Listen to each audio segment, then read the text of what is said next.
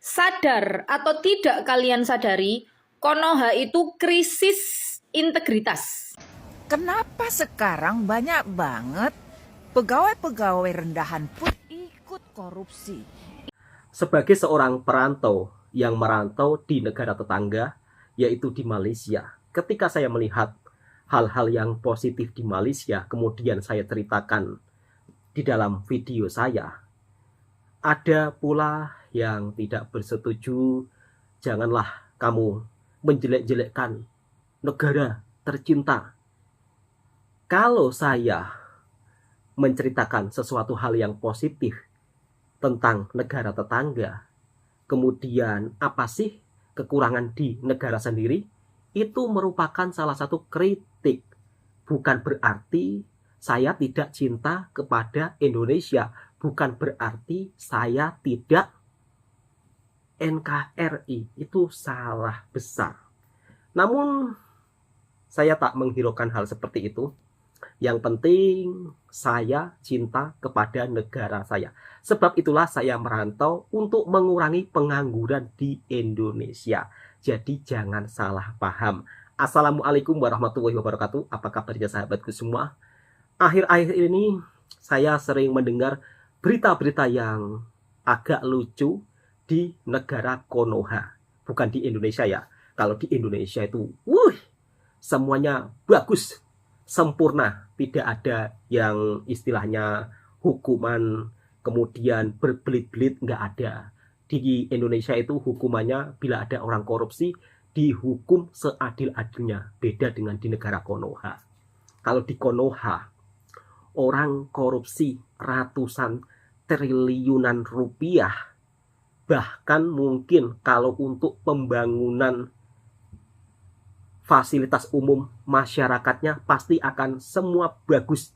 Dari mulai sekolahan, dari mulai jalan raya pasti bagus. Karena uang 271 triliun itu nilainya begitu sangat besar banget. Namun anehnya uang tersebut hanya dinikmati oleh segelintir oknum-oknum yang melakukan kejahatan. Individu-individu yang melakukan kejahatan luar biasa untuk masyarakat Indonesia. Padahal uang tersebut merupakan hasil kekayaan sumber daya alam Indonesia. Namun sayangnya sang hakim memutuskan hukuman yang sangat ringan. Kemudian Dewan Perwakilan Rakyatnya juga seolah-olah diam 1000 bahasa tanpa ada yang menggugat satupun. Ini terlihat sangat-sangat aneh ya. Bahkan netizen yang ada di Konoha sampai bingung harus percaya kepada siapa. Sebab kebanyakan tukang pungli, tukang korupsi semuanya itu ada di negeri Konoha. Entah kenapa ya, negeri Konoha ini selalu berbuat yang seolah-olah tidak memikirkan rakyat bawahannya. Bahkan ada pula yang mungkin sampai itu ya, sampai merasa melihat jalan di kampungnya merasa tidak nyaman ya kan, atau merasa tidak cepat-cepat dibangun, sehingga ada juga yang membangun jalan kampung tersebut dengan dana sendiri. Mungkin kalau di negara lain korupsi itu menjadi hal wajar, pasti ada ya kan, namanya manusia. Di setiap negara pasti ada yang korupsi. Tetapi beda cerita di Konoha ya. Sampai-sampai warganya itu geram bangun jalan kampung sendiri. Itu kalau menjadi pejabat Konoha justru malah akan semakin bahagia. Asik, warga saya bangun jalan sendiri. Jadi tidak perlu repot-repot untuk keluarkan dana desa. Ya, harapan saya untuk para sahabat-sahabatku semua, kalau punya uang banyak untuk membangun jalan desa sih boleh ya. Tetapi apakah kiranya kepala desanya itu mau berbenah, mau memperbaiki dirinya? Saya rasa enggak sih. Dan mungkin justru menjadi suatu kebanggaan ya kalau ada warga yang bangun jalan sendiri. Mungkin ya, karena rata-rata pejabat di Konoha ini kan sudah tidak punya malu. Lalu bagaimana jeritan para netizen ketika melihat kasus yang seheboh ini, dan tentunya ini juga disorot di media internasional. Bagaimana investor mau masuk ke Indonesia kalau hukumnya bisa berubah-ubah? Oh, di Konoha kok sampai di Indonesia. Tentunya investor pun juga memikirkan nasib mereka, ya kan.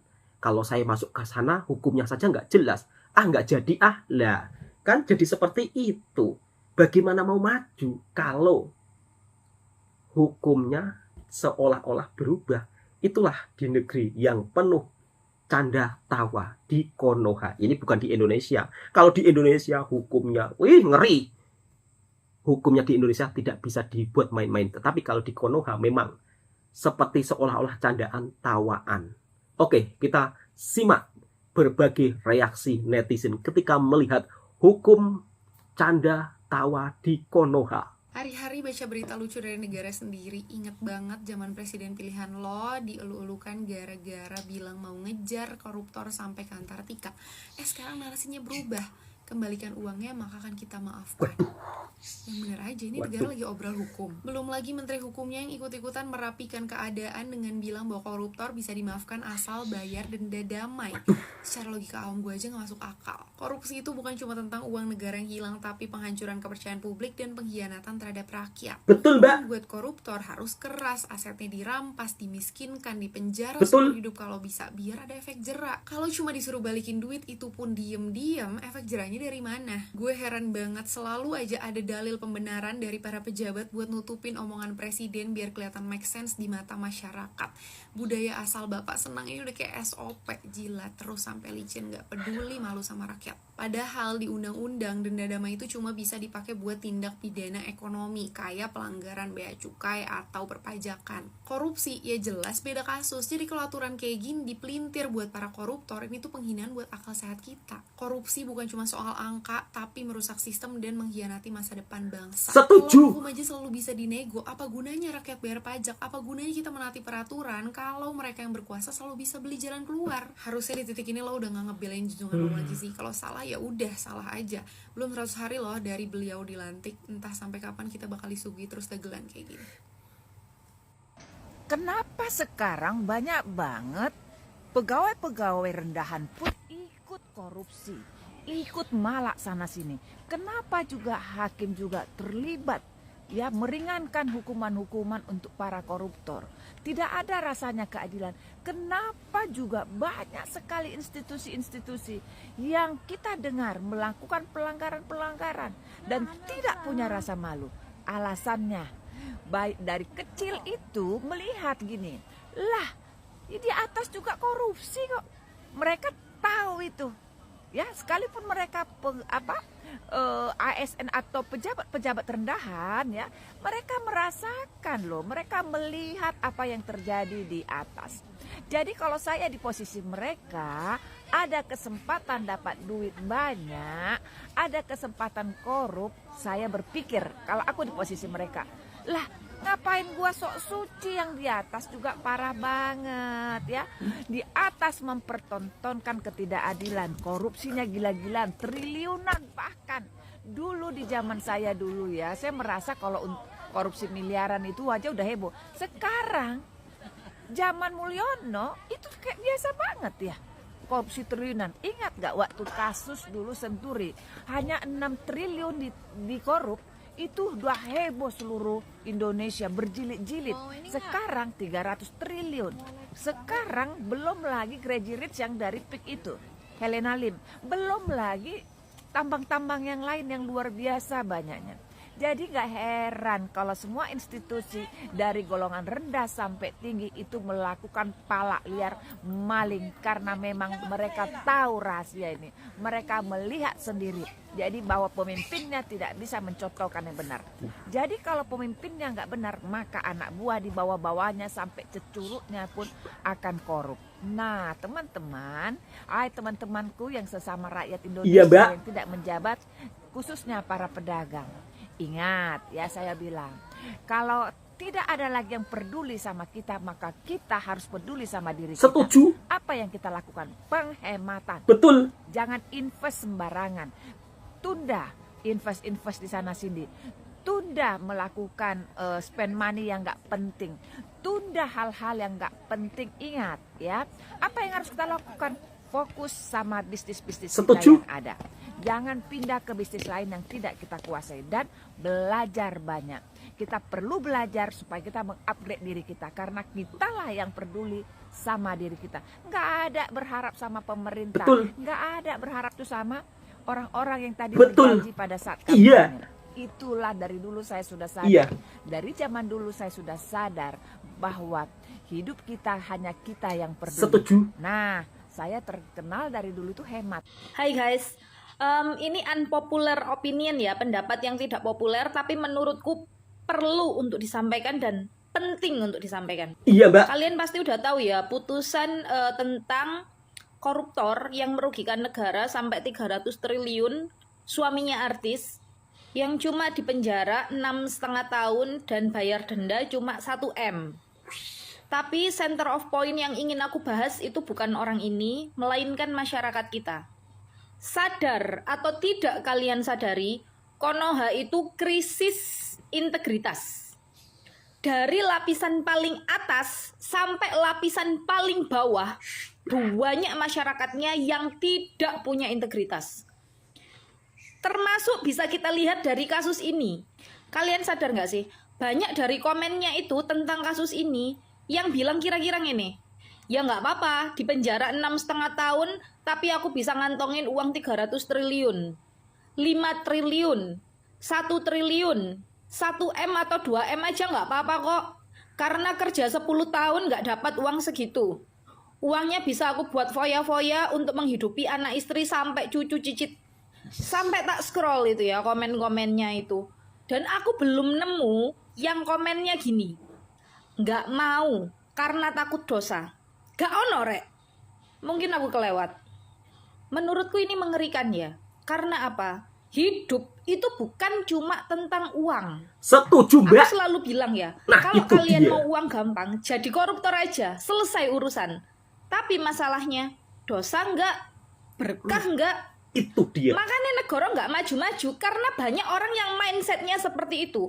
Ketika punya opportunity, punya kesempatan buat ngembat dana sebanyak mungkin yang bukan haknya, akan dia lakukan. Baik dari pejabatnya, pengusahanya, bahkan rakyat jelata, orang-orang biasa, kalau mereka punya kesempatan untuk ngentit, itu dilakukan. Dan negara nggak akan maju kalau orang-orang yang tidak punya integritas ini banyak jumlahnya. Lebih banyak daripada orang-orang yang berintegritas. Pada negara kita mayoritas muslim kan ya. Nah, itu, Mbak. Bukannya lek di agama itu diajari nggak boleh nyuri, nggak boleh ngentit, Betul. nggak boleh korupsi. Karena Nah. apa? Takut sama akhirat.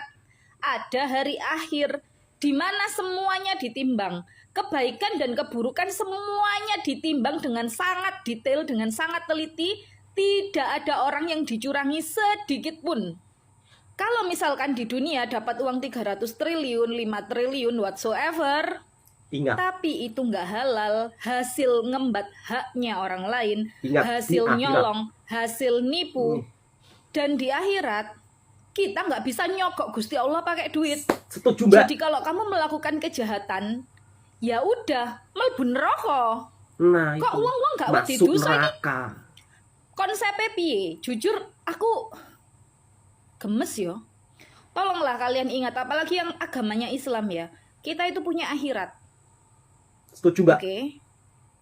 Lebih takutlah sama akhirat, sama hukumannya Gusti Allah daripada hukuman nak dunyo. Jadi kalau kalian mau korupsi, ingat itu. Gede iku dosane. Besar Meskipun dosanya. kalian dihukum di dunia yang nggak adil ya hukumannya, misalkan kayak tadi 300 triliun cuma dihukum 6,5 tahun. Tapi ingat, ada hukuman akhirat. Dan kalian nggak bisa escape, nggak bisa kabur.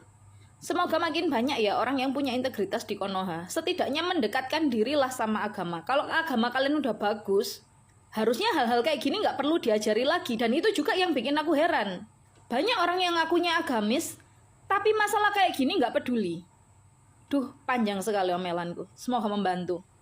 Pak, Bu, Mas, Mbak, Adik, Abang, ya Allah, gile benar ini Pak, berita ini. 2 bulan masih Bapak menjabat, tapi sudah dikecingin sama ini kasus. Si Muiz ini siapa sih namanya? Nggak penting buat saya ingat. Siapa sih Harvey Muiz? Ya. Aduh ya Allah ya Tuhan, dengan alasan dia berkelakuan sopan dan punya keluarga, hukumannya cuma 6,5 tahun penjara setelah merugikan negara 271 triliun. Cuma didenda 1 miliar. Kemudian disita asetnya 33 miliar. 33 miliar sama tambah 1 miliar itu cuma 34 miliar, nggak nyampe 1 triliun. 270, sekian triliun itu kemana? Ya Allah Pak. Kenaikan PPN 12% untuk warga negara Indonesia yang tercinta, yang sangat sayangi ini. Ya Allah ya Tuhan, sebenarnya negara ini negara apa sih? Kok semena-mena banget? Ya Allah ya Rabbi, makin kemari makin kompreng. Ya Allah, saran nih Pak ya. Sabar, Dan kepada sabar, Bapak Bu. Presiden saya Sabar. hormati, saya dengar Bapak sedang sakit, semoga Bapak lekas sembuh, semoga Bapak bisa lebih membenahi koruptor-koruptor inilah Pak, sebenarnya biang keladi masalah yang ada di negeri ini. Karena tikus-tikus cecurut got ini Pak, nggak pernah kenyang. Ya, Sampai warga geram ya, akhirnya dibangun sendiri jalan kampungnya.